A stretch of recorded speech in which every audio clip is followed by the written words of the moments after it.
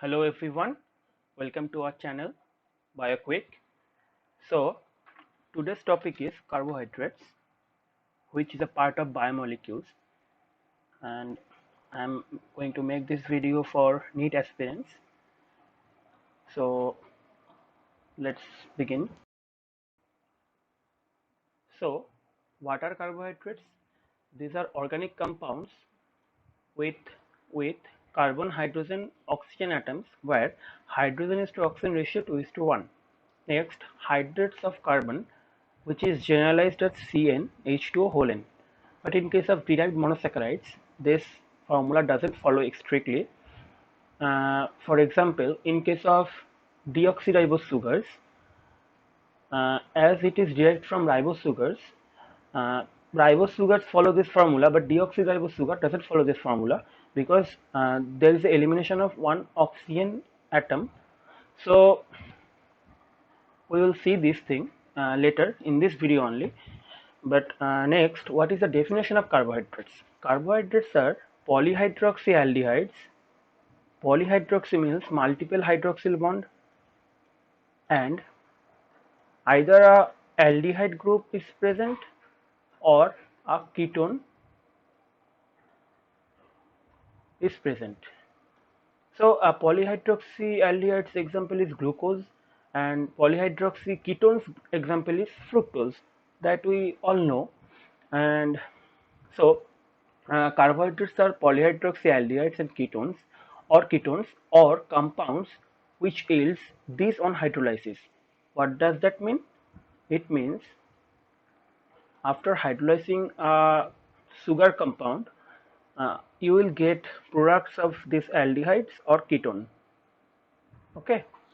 So next topic is classifications. So sugars are classified into two groups, that are simple sugars and complex sugars. Simple sugars are small molecular mass, complex sugars large molecular mass, and these are soluble, and complex sugars are insoluble in water. Simple sugars sweet in taste, but in case of complex sugar, these are tasteless. And what are the types of simple sugar, which is important? First, monosaccharides, derived monosaccharides, and oligosaccharides. All right. And in case of complex sugars, the only type is polysaccharides. But under this polysaccharide category, we will see homopolysaccharides, heteropolysaccharides, and so on. So we will see this in later on in this video only. So now I am going to discuss about monosaccharides, which is a part of simple sugars. So let's start about monosaccharides. Okay, monosaccharides are naturally occurring. It is simplest of all sugars, and it is made of one sugar unit, and it cannot be broken down into further simpler units. And next point is 3 to 7 carbon atoms can be present. So what does that mean, cannot be broken down into further simpler units? It means monosaccharides are the simplest unit of sugar. But if you break a monosaccharide, then what will we get? Either aldehyde containing products or ketone containing products, but not sugars. Okay. So what are the examples of monosaccharides? First, triose.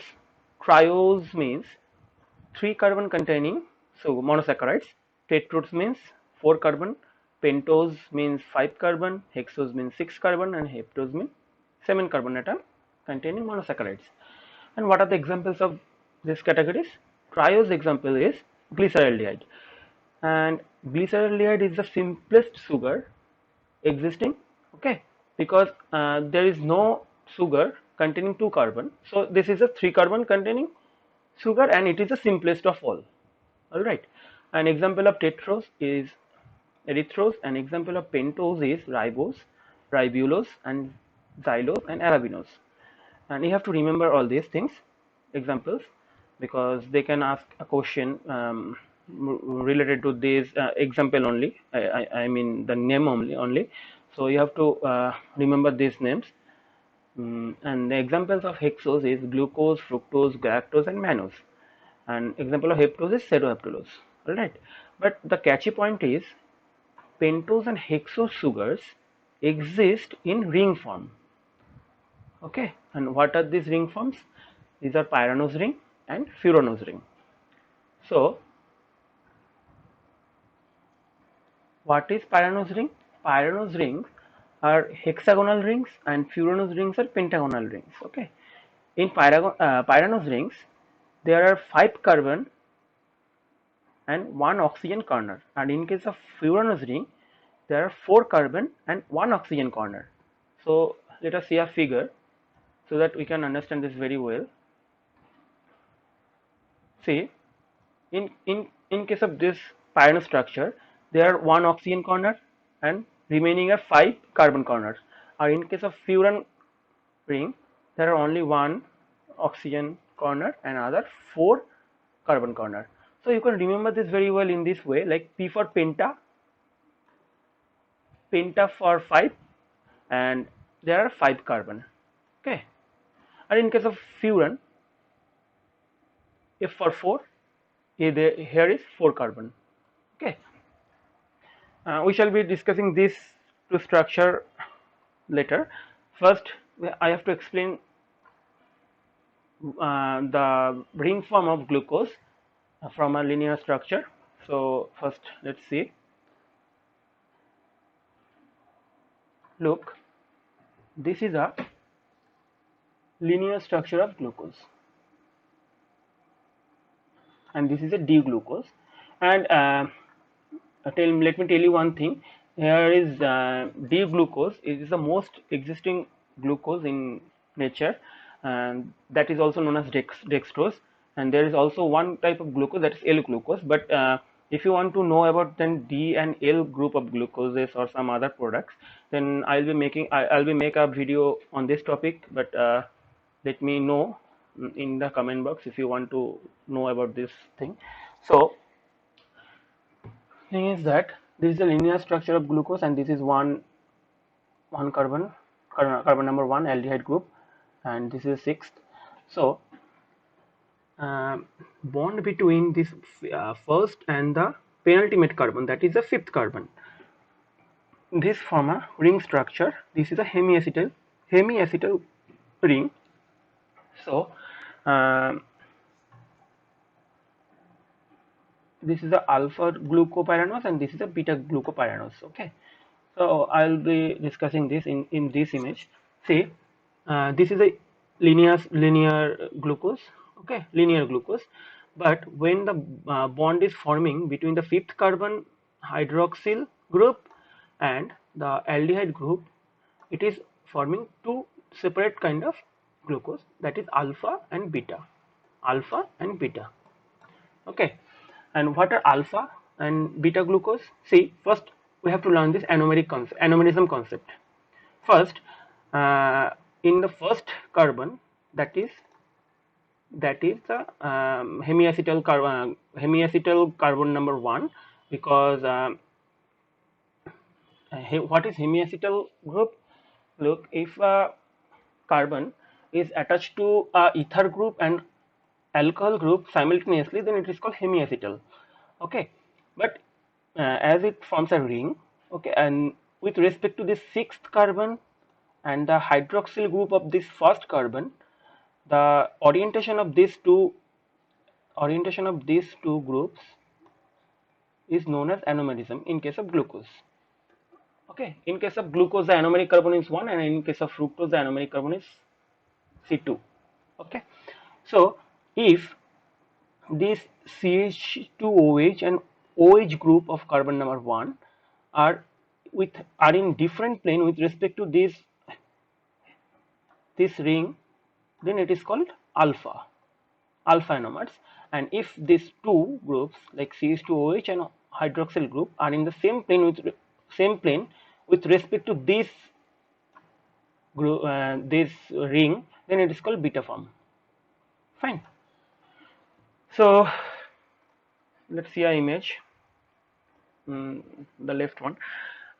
See, I told you if the hydroxyl group and CH2OH group are in different plane, this is called alpha. Okay, so it is carbon number 1, and this is called glucopyranose. This is generalized form, and you can also call it alpha D glucose. And sometimes this pyranose form also exists in these furanose forms, but this is not usual. We see this in nature most in this way. But in case of furanose form, we can also write alpha D glucose in this alpha D glucofuranose forms. But this structure is not necessary for entrance exams. I mean NEETs. Um, so you have to remember this thing, but not this. You can remember, but not necessary for exams. So we are done with monosaccharides. So now our topic is derived monosaccharides. And what are these? These are modified monosaccharides that I told you before. And now its classification is like, first it's deoxy sugars. Okay. So what are deoxy sugars? Removal of oxygen atom from a second carbon atom in case of ribose, and it forms deoxyribose. So let us see a figure. See, in this case, this is the second carbon atom. Okay, second carbon atom of ribose eliminates oxygen atom and it forms deoxyribose. Deoxy means elimination of oxygen atom. Okay, so this is the first type of derived monosaccharides, that are deoxy sugars, and second is amino sugars. Name suggests that NH2 group added to the monosaccharides. Okay, so if we see a figure, then it will be easier. See, in this case, it is glucose amine. Fine, glucose amine. This is a second carbon for glucose. So in case of glucosamine, the hydroxyl group of glucose is substituted with NH2 group, so it forms glucosamine. So as we saw in this case, that glucosamine, and other example is galactosamine. And what is galactosamine? Simple. If one hydroxyl group is substituted with NH2 group in galactose, then it is called galactosamine. Okay. And third category is sugar acids. What are sugar acids? Carboxyl functional group is added to sugar. Fine. And example, glucuronic acids. And let us see a figure. This is glucuronic acid,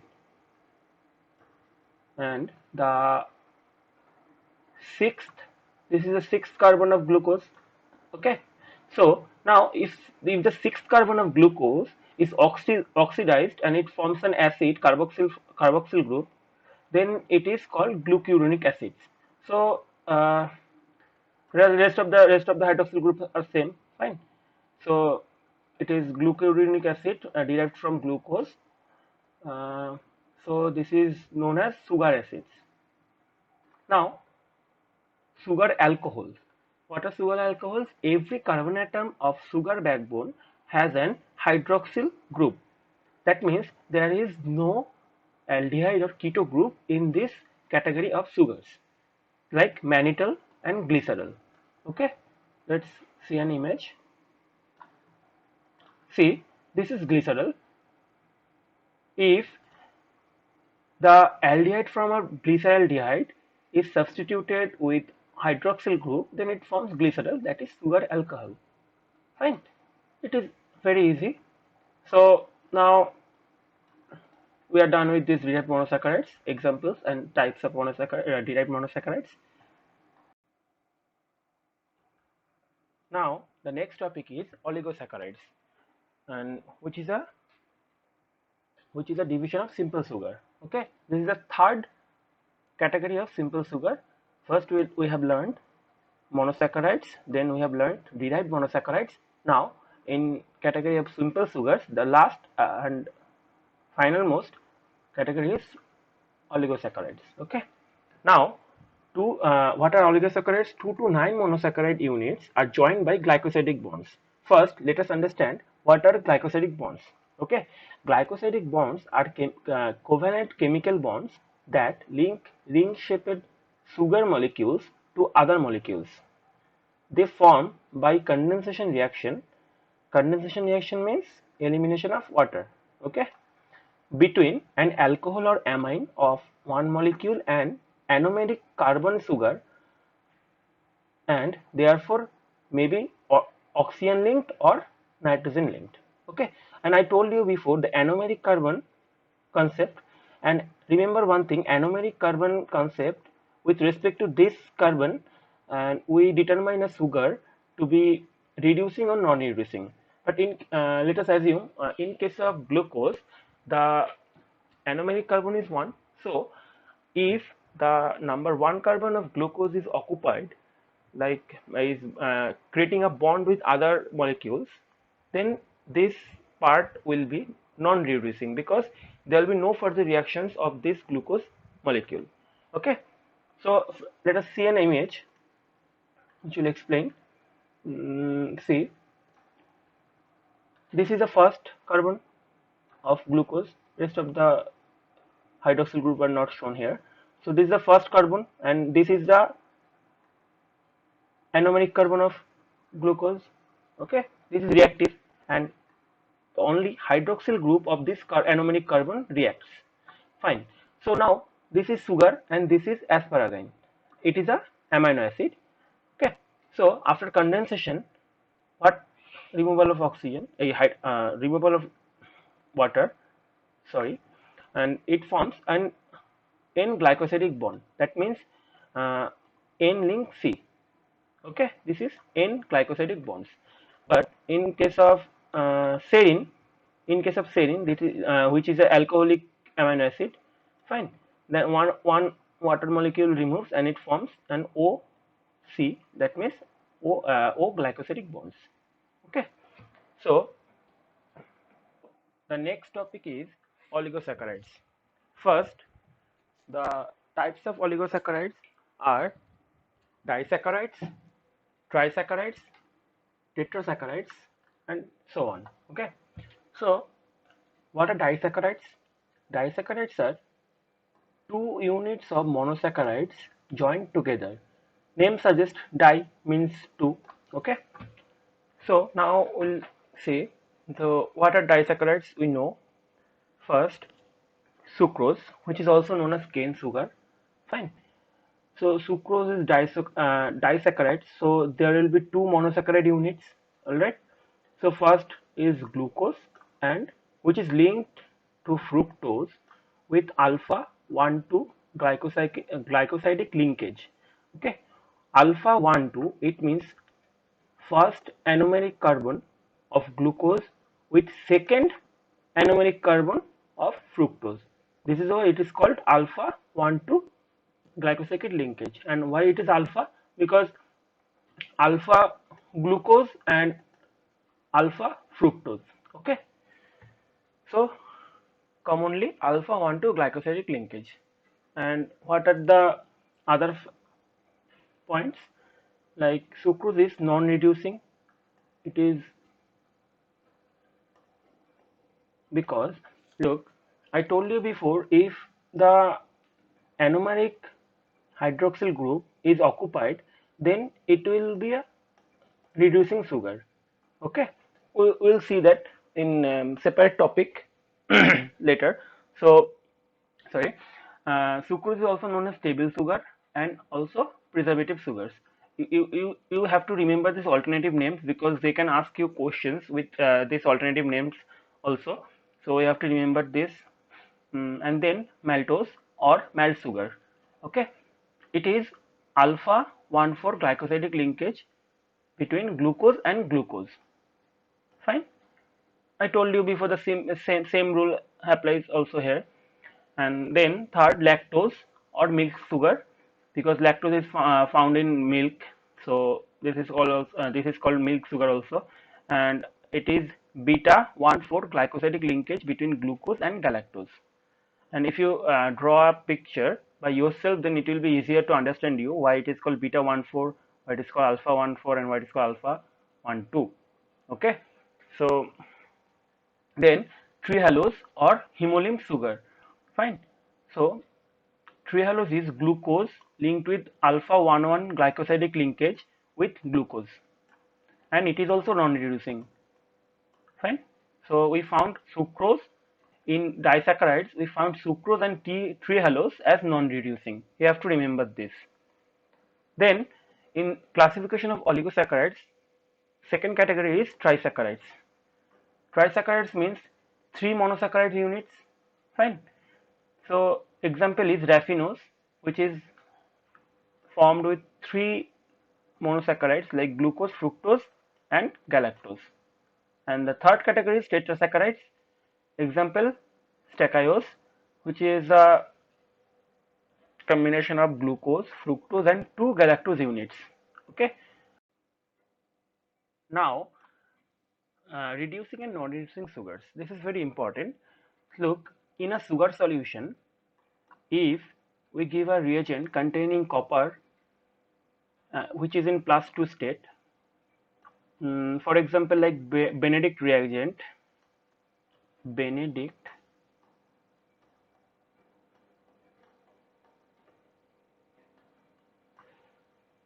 So if we give a reagent containing copper sulfate like Benedict reagent, then the solution will turn into brick red in copper +1 state. So this glucose is reducing this Benedict reagent to copper +1 state. Okay. Now what are reducing sugars? These are sugars where anomeric carbon has an hydroxyl group attached that reduce other compounds. Okay. And what are non-reducing sugars? They do not have an hydroxyl group attached to the anomeric carbon, so they cannot reduce other compounds. That I told you before. Same concept. If we do not have any free anomeric hydroxyl group, then this sugar is not called as reducing sugars. Now I have summarized some examples which are reducing and non-reducing. Look, disaccharide maltose and lactose, which are reducing sugars. Okay, if you draw a diagram of this maltose and lactose, then you will see the anomeric hydroxyl groups are free in some. So this is they are called reducing sugars. But in case of sucrose and trehalose, these are non-reducing.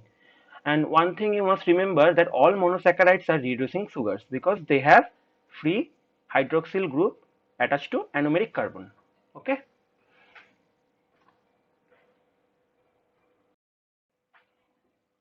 Now the next topic is polysaccharides, which are complex sugars. Okay. So first point is these are complex sugars. 10 or more monosaccharides unit are joined by glycosidic bonds, which can be oxygen linked or nitrogen linked, whatever it is. But in polysaccharides, there are 10 or more than 10 monosaccharide units joined together, and its morphology is like thread like, and either it is branched or unbranched. Okay, just remember one thing. Sometimes they ask a question that left in a long chain of polysaccharides, the left part, I mean left most part of this polysaccharide chain, this is non-reducing, and right extreme part is reducing. Remember, you can remember in this way, like R for reducing. Okay, R for reducing, right, R for right, R for reducing. So now we'll see classifications of polysaccharides. So broadly, polysaccharides are divided into two parts, that are homopolysaccharides and heteropolysaccharides. Homo means same number of units, same number of monosaccharide units are repeated, and hetero means different types of monosaccharide units are repeated. Okay. Now we'll see about homopolysaccharides.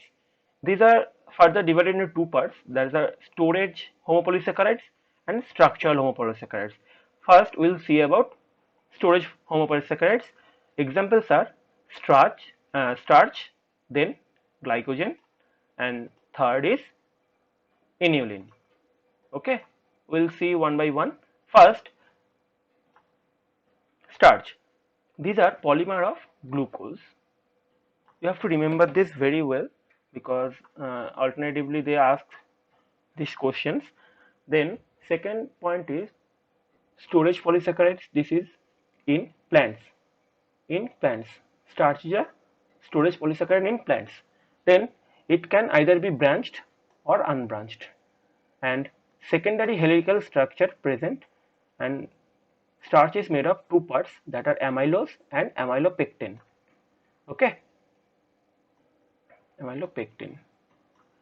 First, amylose are unbranched and amylopectin are branched. Sorry. See, as it is unbranched, that means it will be a linear structure. So if we consider this as glucose, G for glucose, then this GG link is alpha 1 for glycosidic linkage. But in case of amylopectin, they are branched. Okay, I mean they are branched. So look, there will be a linear structure and other branch structures. So linear structures are alpha 1 for glycosidic linkages, and where the branching is beginning, like in this position, and this will be alpha 1,6 glycosidic linkage.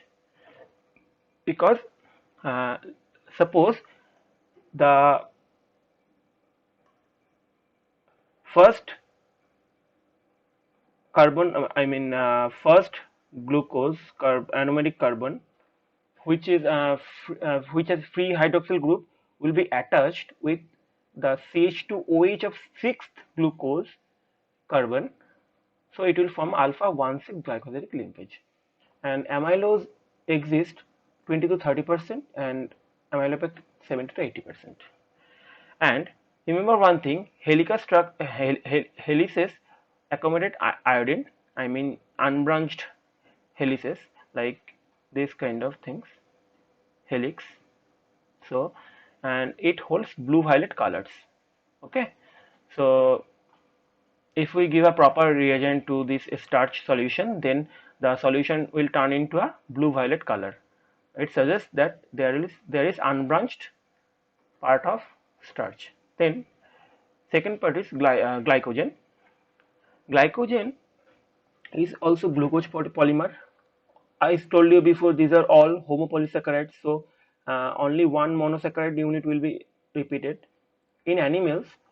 And in animals these are found, and where muscles and liver. Okay, and these are alpha 1 4 glycosidic linkage in straight chain and alpha 1,6 glycosidic linkage at branches. Same concept as starch, I told you before. Fine.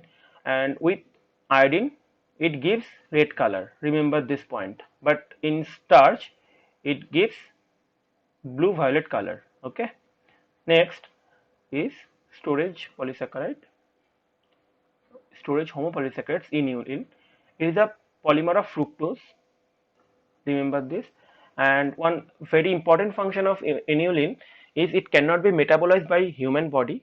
So it is often done to kidney function test, and if there is any anomaly in kidney functioning, then the amount of inulin excretion will be differed. So we can clearly assume that there is any problem or not in kidney. Okay, now we'll go for structural homopolysaccharides. Second division is structural homopolysaccharides. First cellulose and second is chitin. Okay, these are most important. So cellulose are beta D glucose, polymers of beta D glucose, and unbranched. Unbranched, that means it stays in linear form, and 6,000 units are present, and in linear chain I told you. But remember, in case of glycogen, these are alpha. In case of starch, these are alpha.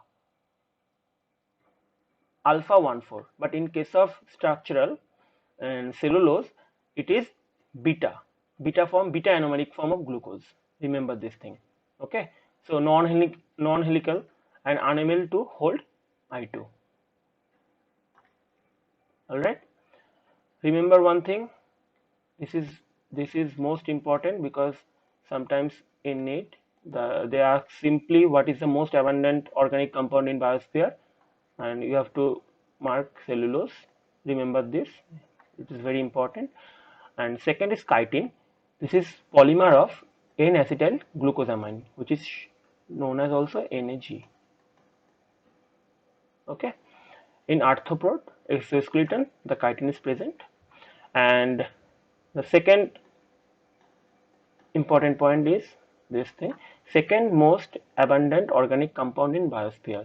They simply ask us flat question. Directly they can ask what is the second most abundant organic compound in biosphere. You have to mark chitin. Okay, now we'll go for heteropolysaccharides. That is the second broad division of polysaccharides. Hetero means different units of monosaccharides are added. Okay, so look, different monosaccharide units joined by glycosidic bonds. All right, first example is peptidoglycan, N-acetyl glucosamine, that is NAG, and N-acetyl muramic acid, which is NAM, and these are found in bacterial cell wall and can be degraded by lysozyme. You have to remember these points. These are very important. So second example is hyaluronic acid, and these are present in heparin and keratin sulfate and give flexibility to the cartilage. There is nothing to understand. You have to mug this thing up. So you have to remember this. There is no other way. And second point is, and third example is agar, and obtained from red algae and culture medium in lab. Now, I mean these algae, these agar are used as culture medium for in lab for bacterial culture. Okay, and then lipopolysaccharides, which are present in outer membrane of gram negative bacteria.